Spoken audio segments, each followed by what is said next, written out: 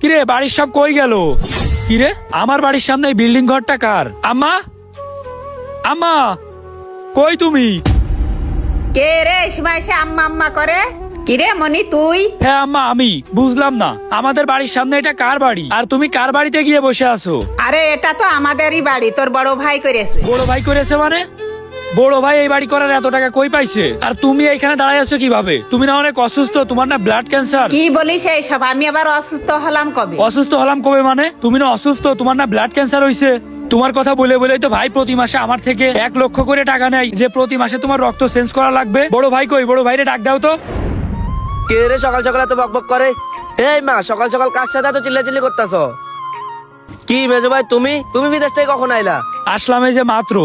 তুই এখন বেলা 1টার সময় ঘুম থেকে উঠতেছিস? হ, কাজ কাম নাই আর কি করব। আর তুমি বিদেশ থেকে আসছো বলে আসো নাই কেন? ও কোনো কাজ কাম নেই তাই না? আমি বিদেশে ভোর বেলায় ঘুম থেকে উঠি, উঠে সারাদিন কাজ করি, আর তুমি এই দেশে কোনো কাজ খুঁজে পাও না তাই না? আরে ভাই, তুমি আছো না, তুমি থাকতে কি আমার কোনো কাজ করা লাগে?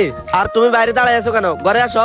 এই মা, নাস্তা পানির ব্যবস্থা করো। থাক, নাস্তা পানির ব্যবস্থা পরে করলেও হবে। তুই আমার একটা কথা বলতো, ভাই এত বড় বাড়ি উঠাইছে কার টাকা দিয়ে? কার টাকা দিয়ে আবার? তোমার টাকা দিয়ে? বড় ভাই কি কোনো কাজ কাম করে নাকি? আমার টাকা দিয়ে কেমনে করবে? আরে আমি কি বাড়ি করার জন্য কোনো টাকা পয়সা দিছি নাকি? আমি তো বাড়ি করার জন্য কোনো টাকা পয়সা দিইনি।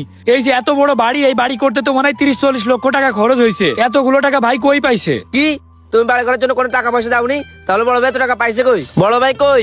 এ শখ ভাই। আরে সকাল সকাল কেড়ে চিল্লাচিল্লি করে? এই শুভ, কি হয়েছে? কি রে আব্রু, তুই তুই কখন আসলি? ভাই আমি মাত্রই আসছি, কিন্তু আসার পরে এটা কি দেখতেছি? কি দেখতেছিস মানে? তুই আবার কি দেখলি? আমাদের এই সাপড়ি ঘরের সামনে এত বড় দালান ঘর তুমি বানাইছো কিভাবে? এত টাকা পাইছো কই ভাই? আরে হয়েছে, যে কোনো ভাবে ম্যানেজ হয়ে গেছে, এটা নিয়ে তোর এত টেনশন করার দরকার নাই। এতদিন পর আসছিস, তুই বাসায় গিয়ে বস। বাসায় গিয়ে বসবো মানে? এটা দেখার পর তো আমার আর বাসায় গিয়ে বসার মন চাচ্ছে না। ভাই তুমি আমার কাছ থেকে মিথ্যা কথা বলে এতগুলো টাকা কি জন্য নিছো? আমার ইমোশন নিয়ে এইভাবে খেলা করলে কেন তুমি? কি রে ভাই, তুই কি বলিস এসব? কেন বাংলা ভাষা বুঝেন না? আপনি মায়ের ব্লাড ক্যান্সারের কথা বলে প্রতি মাসে আমার থেকে 1 লক্ষ করে টাকা নিছেন। এত টাকা আমার কাছ থেকে কেন নিছেন? টাকা আপনাদের যেটা প্রয়োজন সেটা নিবেন, শুধু শুধু মিথ্যা কথা বলে আমার কাছ থেকে এতগুলো টাকা কেন নিবেন আপনারা? আমি খেয়ে না খেয়ে দিন রাত কঠোর পরিশ্রম করে তোমাদেরকে টাকা পাঠাইছি। আমি এত পরিশ্রম করে টাকা কি জন্য পাঠাইতে যাব? আমিও তো ভাই মানুষ, আমি তো আর মেশিন না তাই না? আরে পাগল, বাড়িটা তো এখন হয়ে গেছে, এটা নিয়ে এত বাড়াবাড়ি করার কি আছে? আয় ভাই, ভিতরে আয়, বাকি কথা ঘরে বসে বলবো।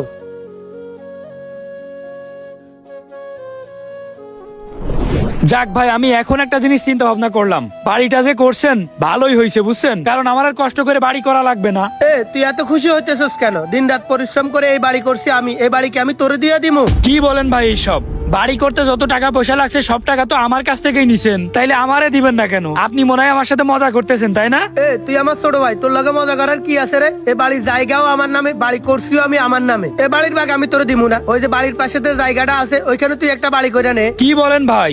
বাড়ির এই জমি আপনার নামে কিভাবে হইলো? এ বাড়ির জায়গা মা আমারে লিখে দিছে। বাড়ির জায়গা মা তোমারে লিখে দিছে? মা এই কাজ কেন করছে বুঝলাম না ভাই। এত কষ্ট করে বিদেশ থেকে টাকা পাঠালাম আমি, আর বাড়ি তোমার হয়ে গেল, জমি তোমার হয়ে গেল, আমার অবশেষে কিছুই থাকলো না। আরে তোর নাই মানে? তোর আছে তো, ওই যে বাড়ির পাশে যে জমিটা আছে, ওইখানে তুই একটা বাড়ি করে নে। আমি আবার বাড়ি করে নিব মানে? ফাজলামি লাগাইছেন নাকি? দাঁড়ান, আমি এখনই মায়ের কাছে যে দেখতেছি। আম্মা, বড় ভাই সব কি বলতেছে? কি হয়েছে? তোর বড় ভাই আবার কি বলে? বলতেছে এই জমি নাকি তুমি ভাইয়ের নামে লিখে দিছো, এই বাড়ি ঘর সবকিছু নাকি তুমি ভাইয়ের নামে লিখে দিয়েছো। আমারে বলতেছে পাশে অন্য একটা জমিতে নতুন বাড়ি করতে। তাহলে তোর বড় ভাই যেটা বলে সেটা কর। সেটা করবো মানে? তুমি কি বলতে চাচ্ছো আমারে?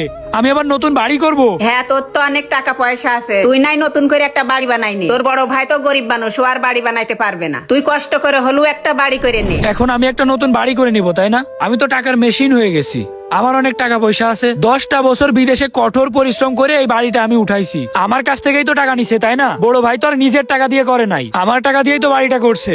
আর এখন আমারে বলতেছে নতুন একটা বাড়ি করতে। আমার মতো ছেলের পক্ষে পরিশ্রম করে আবার এরকম একটা বাড়ি উঠানো কি সম্ভব তুমি বলো? তুমি তোমার বড় ছেলের দিকটাই দেখলে, তুমি আমার দিকে একটুও দেখলে না যে আমি কিভাবে থাকবো, আমি কি করব, কিভাবে আর একটা বাড়ি করব। আসলে মা একটা কথা কি জানো, আমরা প্রবাসীরা নিজের আপন মা বাপের কাছেও আপন হইতে পারি না। এখন আমার আর কি করার আছে? আমি আর থাকবো না, আমি আবার চলে যাবো বিদেশে, আর তোমাদের সামনে কখনোই আসবো না। এই বাড়িতে তোমরাই থাকো। নিজের পরিবারের জন্য দিনরাত কঠোর পরিশ্রম করে এই প্রবাসীরা, আর দিন শেষে এই প্রবাসীরাই ঠকে যায়, নিজের আপন মানুষদের কাছেও আপন হইতে পারে না।